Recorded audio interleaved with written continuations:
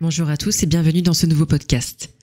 Aujourd'hui, je vais vous raconter l'histoire tragique d'un hameau pendant la Seconde Guerre mondiale qui a fait l'objet d'une des pires tragédies de la résistance française du Vercors et qui en fait encore aujourd'hui l'un des lieux de mémoire les plus marquants du massif. Donc ce hameau, c'est le hameau de Valchevrières, qui est un hameau situé sur le territoire de la commune de Villard-de-Lans en Isère dans le Vercors. Il est abandonné à la fin des années 1930, mais habité de façon sporadique jusqu'à la Seconde Guerre mondiale. Il se situe au sud du territoire communal, sur la route qui mène du bourg de Villard-de-Lans à Saint-Martin-en-Vercors, entre le hameau de Bois-Barbu et la forêt d'Herbouilly, qui domine les gorges de la Bourne. Avant l'entre-deux-guerres, ce hameau pratiquait de nombreux échanges commerciaux avec les villages et les hameaux voisins.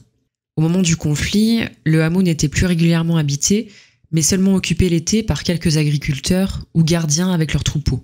Au début de l'année 1944, Valchevrières servait de camp aux maquisards, commandé par le lieutenant Chabal, lui-même placé sous l'autorité du capitaine Goderville, de son vrai nom Jean Prévost.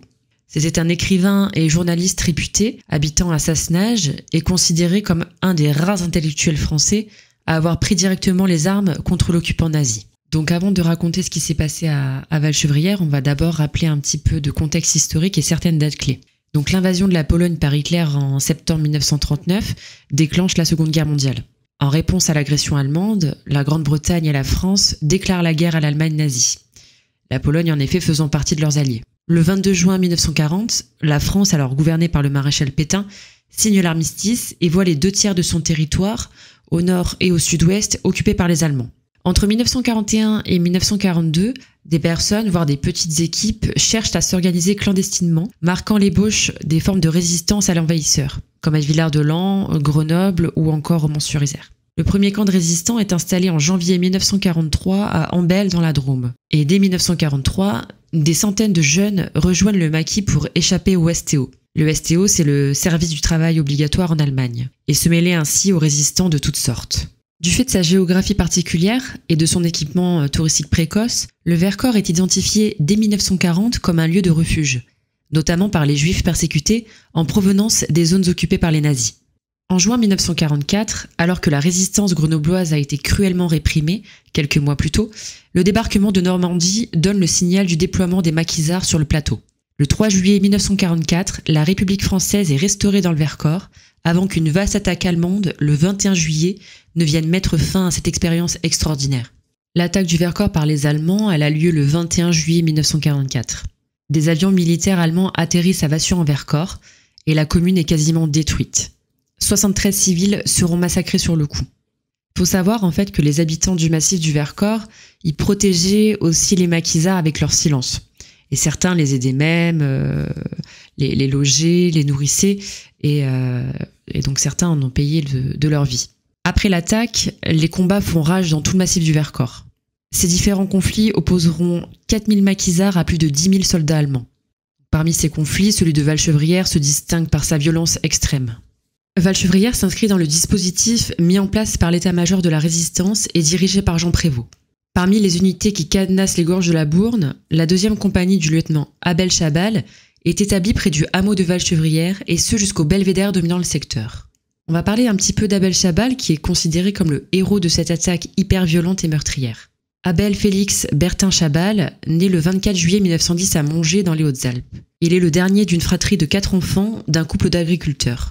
La Première Guerre mondiale fit des ravages dans sa famille. Breveté chef de section mitrailleur en 1937 avec une excellente moyenne de 17,7, il est nommé adjudant le 16 février 1940, puis adjudant-chef le 16 juin 1940. Il rejoint le maquis du Vercors en février 1944 et est chargé par le commandant Seguin de Régniès de constituer et d'entraîner une section, qui on appellera la section Chabal. On revient maintenant à Valchevrières. Les Allemands, qui ont conquis le 21 juillet pratiquement tout le canton de Villard-de-Lans, attaquent le 22 juillet en début d'après-midi, avec environ 300 hommes la compagnie Chabal. La compagnie tient et même contre-attaque. Vers 17h, Jean Prévost envoie un message au commandant Huet. Succès à Valchevrières. Chabal repousse l'ennemi en lui infligeant des pertes sensibles, mais ce n'est que provisoire. Dès 5h du matin, les mortiers allemands, engins dont ne disposent pas les résistants, entrent en action dans les gorges de la Bourne, au pas de la Sambu. Ils sont appuyés ensuite par l'aviation. Durant la nuit, les Allemands ont progressé et se sont infiltrés dans les positions des résistants. L'avant-poste de Bellecombe, à 800 mètres du belvédère de Valchevrières, est investi.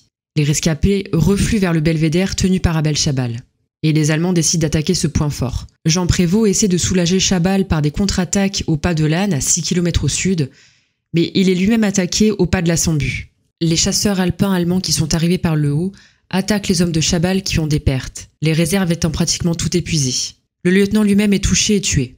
Quelques instants avant, il a envoyé un message à Jean Prévost. « Je suis presque complètement encerclé. Nous nous apprêtons à faire Sidi Ibrahim. Vive la France !» Il a quand même trouvé la force de jeter dans le ravin son carnet où sont consignées ses directives et le nom de ses hommes avant de succomber la veille de ses 34 ans. Les survivants se replient vers Herbouilly. Les autres compagnies subissent le même sort et se replient dans les forêts. Le Vercors Sud est à la merci des Allemands. Ces derniers incendient ce qui restait du village de Valchevrières inhabité. La chapelle de Valchevrières, datant du XIXe siècle et qui correspond à la 14e station du chemin de croix de Valchevrières, fut la seule construction à être épargnée par les soldats de la Wehrmacht. Début août, l'ennemi quitte le plateau, et la résistance, malgré ses lourdes pertes humaines et matérielles, se relève et se réorganise pour harceler les troupes allemandes. Au total, 840 résistants et civils périront dans cette bataille du Vercors de juillet 1944. Aujourd'hui, de Valchevrières, il ne reste que les ruines de ce hameau que l'on peut visiter, et bien sûr la chapelle, qui fut la seule épargnée dans cette sanglante bataille. Un chemin de croix partant du village de Villard-de-Lans jusqu'au belvédère de Valchevrières, où Abel Chabal et ses hommes ont perdu la vie, rendent hommage au courage de ces hommes qui se sont héroïquement sacrifiés pour la liberté de la France. Ce podcast est maintenant terminé et j'avais très envie de partager avec vous cette histoire qui fait partie du patrimoine de la résistance française dans le Vercors et qui reste, je trouve, assez peu connue. N'oublions pas les sacrifices humains pour notre liberté et nous nous devons d'être un relais pour les futures générations. Quant à moi, je vous retrouve très vite pour une nouvelle petite histoire criminelle.